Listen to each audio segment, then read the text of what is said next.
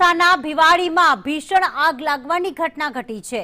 એક ઔદ્યોગિક ફેક્ટરીમાં આગ લાગવાની ઘટના ઘટી, જેમાં બે ફેક્ટરીમાં કામ કરતા 5 કર્મચારીઓ આગની ઝપેટમાં આવ્યા।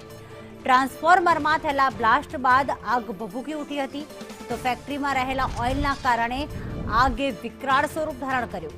બે ફેક્ટરીઓ આગની ઝપેટમાં આવી ગઈ છે। દૂર દૂર સુધી ધુમાડાના ગોટે ગોટા જોવા મળી રહ્યા છે। અલગ અલગ રાજ્યોમાંથી અત્યારે આગના સમાચાર સામે આવી રહ્યા છે। છેલ્લા ઘણા સમયથી, છેલ્લા એક અઠવાડિયાની વાત કરીએ તો અલગ અલગ રાજ્ય, જેમાં દિલ્હી આવી જાય છે, સાથે સાથે બિહારમાં પણ આઈસીયુમાં આગ લાગવાની ઘટના બની હતી, અને હવે રાજસ્થાનના આ ઔદ્યોગિક વિસ્તારમાં આગ લાગી છે, જેમાં હજી સુધી કોઈ મૃત્યુના સમાચાર નથી, પરંતુ 5 કામદારો જે અંદર કામ કરી રહ્યા હતા તેઓ ગંભીર રીતે ઘાયલ થયા છે।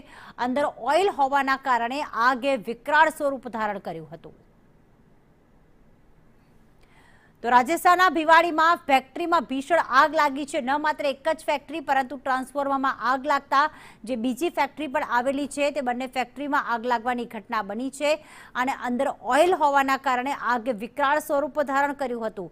જોકે ફાયર બ્રિગેડની જહેમત બાદ હાલમાં આગને કાબૂમાં લેવાના પ્રયાસો કરવામાં આવી રહ્યા છે, પરંતુ 5 લોકો દાઝ્યા।